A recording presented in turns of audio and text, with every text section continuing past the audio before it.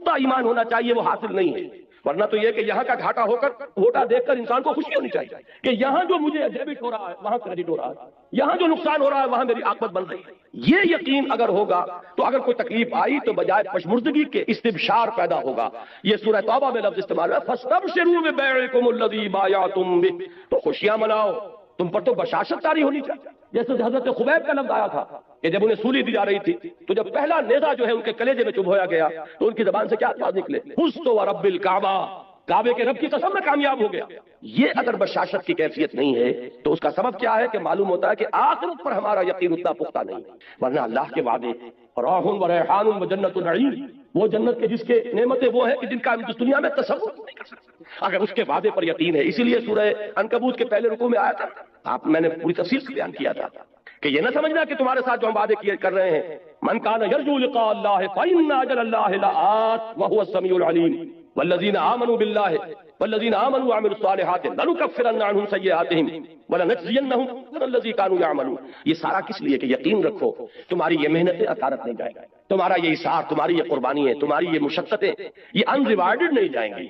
تمہارا وہ پروردگار دیکھ رہا ہے، اے بلال جو تم پر بیت رہی ہے تمہارا رب دیکھ رہا ہے، اے خباب جو کچھ تم پر اس وقت گزر رہی ہے تم اپنے رب کی نگاہوں میں ہو، فَإِنَّكَ بِأَعْيُنِنَا، ہم سب کچھ سن رہے ہیں۔ اے بلال اس حال میں کہ تمہارے سینے کے اوپر بھاری سل رکھی ہوئی ہے اور اوپر سے سورج آگ برسا رہا ہے اور نیچے سے زمین توے کی طرح جل رہی ہے، اس وقت بھی تمہاری زبان سے جو لفظ نکل رہا احد احد احد احد، اللہ سن رہا ہے کہ میرا ایک بندہ ہے جو اس مشقت کے اندر بھی میری توحید کا نعرہ لگا رہا ہے۔ تو یہ چیزیں یوں ہی نہیں چلی جائیں گی، اس کا بھرپور صلہ تمہیں ملے گا، بھرپور بدلہ ملے گا جب تم ہمارے حضور میں حاضر ہوگے، خلافوں سے نوازے جاؤ گے۔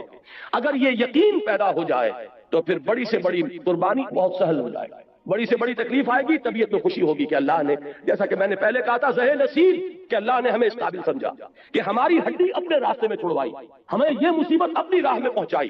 یہ اللہ تعالیٰ کی طرف سے گویا کہ شرف قبول ہو جانے کا ایک ثبوت ہے کہ اللہ تعالیٰ نے ہمیں قبول فرما لیا ہے۔ یہ انداز ہوگا کب؟ جبکہ آخرت کا یقین۔ تو فرمایا وما هذه الحیات الدنیا الا لہو ولعب، یہ دنیا کی زندگی تو سوائے کھیل کود کے کچھ نہیں۔ جیسے ڈرامہ ہوتا ہے 3 گھنٹے کا، یہ 30 برس کا ڈرامہ ہے۔ کسی کو ہم نے جھوپڑی میں پیدا کر دیا ہے، کسی کو گولڈن سپون کے ساتھ پیدا کر دیا ہے، سلور سپون نہیں گولڈن سپون۔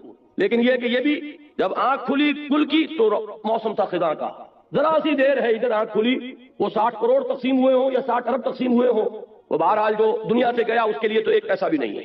یہ بات اچھی طرح سمجھ لیجئے کہ چاہے کوئی وڈیرے کے گھر پیدا ہو گیا، کوئی جھوپڑی میں پیدا ہو گیا، یہ اس دنیا کی زندگی ہی کا ہے نا ایک رول۔ ہو سکتا ہے کہ جو یہاں کسی جھوپڑی کے اندر اپنی زندگی کے دن گزار رہا ہے اور کسی چٹائی پر بیٹھا ہوا ہے، وہ وہاں ان عالیشان محلات کا وارث بنے، جیسا کہ یہاں آ رہا ہے من الجنت غرفا تجری من تحتها الانہار خالدین فیہا، وہ جنت کے وہ ان کو جھروکے ملیں گے، وہ بالا خانے ملیں گے جن کے دامن میں ندیاں بہتی ہوں گی، جیسے کہ سورہ صف میں ہم پڑھا ہے وَمَسَاكِنَ طَيِّبَةً فِي جَنَّاتِ عَدْنٍ، جنات عدن میں بڑے پاکیزہ گھرانے ہم نے ان کے لیے تیار کیے۔ جو یہاں جھونپڑی میں بیٹھا ہوا ہے، آخر کیا معین الدین اجمیری نے ساری عمر چٹائی پر نہیں گزاری؟ کیا محمد رسول اللہ صلی اللہ علیہ وسلم نے ساری عمر چٹائی پر نہیں گزاری؟ وہ واقعہ ایلا جب ہوا تھا، اس کا آپ نے سنا ہوگا یہ ایک واقعہ کہ جب 1 مہینے کے لیے حضور نے ازواج مطہرات سے ذرا تعلق اپنا منقطع کر لیا تھا، سورہ احزاب میں اس کا مفصل ذکر موجود ہے۔ تو حضرت عمر، حضور ایک بالا خانے پر تنہا علیحدہ تھے کیونکہ ازواج سے لا تعلقی کر لی تھی۔ حضرت عمر حاضر ہوئے، نیچے کوئی 6 صحابی بیٹھے ہوئے دروازے پر، ان سے کہا کہ اطلاع دیجئے کہ عمر حاضری کی اجازت چاہتا ہے۔ حضور کو اطلاع ہوئی، حضور نے اجازت دے دی، آئے۔ جب حضرت عمر داخل ہوئے ہیں اس بالا خانے میں تو حضور اٹھ کر بیٹھ گئے۔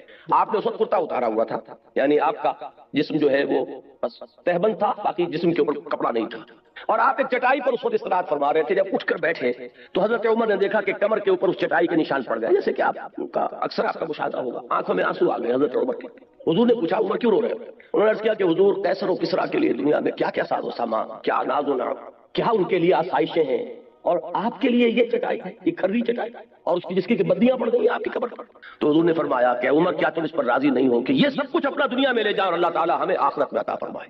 یہی بات حضور نے ایک مرتبہ فرمائی مالی ولی الدنیا انما مثلی کراکب استظل تحت شجرۃ ثم راح فترکها، مجھے تمہاری دنیا سے کیا سروکار، میری مثال تو اس سوار کی سی ہے جو تھوڑی دیر کے لیے کسی درخت کے سائے میں بیٹھتا ہے سستانے کے لیے، اپنی منزل لیتا ہے، وہ درخت اس کا گھر نہیں، اس کا منزل نہیں، اس کا مقام نہیں، تھوڑی دیر ٹھہرتا ہے، بس اتنا ہی تعلق مجھے اس دنیا سے۔ اسی لیے آپ نے فرمایا ہے کہ کن فی الدنیا کانک غریب و عابر سبیل، دنیا میں ایسے رہو جیسے راہ چلتے مسافر ہو یا اجنبی ہو، یہ محسوس ہو کہ یہ یہاں کا باسی نہیں ہے، یہ یہاں کی سوچ ہی نہیں رہا، یہاں پھیلنے پھولنے پھلنے کی فکر ہی نہیں کرتا، یہ کہیں اور اس کا دل ٹکا ہوا ہے، کہیں اور اٹکا ہوا ہے۔ یہ اگر آپ کے وجود سے اس کا ظہور نہ ہو رہا ہو تو اس کے معنی یہ ہے کہ ایمان بالآخرہ جیسے کہ اس کا حق ہے وہ آپ کے دل میں نہیں ہے، آپ کے وجود میں سرایت نہیں کر چکا ہے۔ تو یہ آیت نوٹ کیجئے، وما هذه الحیات الدنیا الا لہو ولعب۔ البتہ اس میں ایک آیت اور بھی آتی ہے قرآن مجید میں، وما الحیات الدنیا الا متاع الغرور، یہ دنیا جو ہے یہ سوائے دھوکے کی ٹٹی اور دھوکے کے سامان پر کچھ نہیں۔ اس کے برعکس ایک حدیث آتی ہے، بظاہر تضاد ہے لیکن اس کو ریزالو کیجئے اور وہ بات اسی مرحلے پر سمجھ لینی چاہیے۔ حضور نے فرمایا اب دنیا مزرعۃ الآخرہ، دنیا آخرت کی کھیتی ہے، یہاں بو گے تو وہاں کاٹو گے۔ اس کا مطلب یہ دنیا کی بڑی اہمیت ہے۔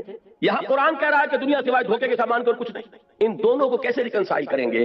اگر یہ دنیا تمہیں آخرت سے غافل کر دے تو یہ دھوکے کی ٹٹی، پھر تو یہ دھوکے کا سامان ہے، لیکن آخرت کو مقصود بنا کر دنیا میں محنت کرو گے تو یہی آخرت کی کھیتی ہے کہ یہاں بو گے تو وہاں کاٹو گے، اگر یہاں کچھ بویا نہیں تو کاٹو گے کیا وہاں جا کر۔ اس اعتبار سے بندہ مومن کو اپنی زندگی کا ایک ایک لمحہ بہت قیمتی نظر آتا ہے، اس لیے کہ اس ایک لمحے میں اسے وہ کام کرنا ہے جس کا نتیجہ اس ابدی زندگی میں نکلے گا، جس کو کبھی ختم نہیں ہوگا۔ اس اعتبار سے ہمارا ہر مومن ہر لمحہ امر ہے، اس لیے کہ پوٹینشیل نتیجے کے اعتبار سے یہ امر ہے، یہ ختم ہونے والا نہیں ہے، اس لیے کہ اس کے نتائج اس زندگی میں نکلیں گے کہ جس کے لیے کوئی انتہا نہیں۔ لہذا اس اعتبار سے دیکھیے تو دنیا کا ایک ایک لمحہ نہایت قیمتی، اس اعتبار سے دیکھیے کہ اگر دنیا میں مشغول ہو کر آخرت کو بھول گئے یا دنیا تمہارا مطلوب و مقصود بن گئی تو پھر یہ دھوکے کی ٹٹی کے سوا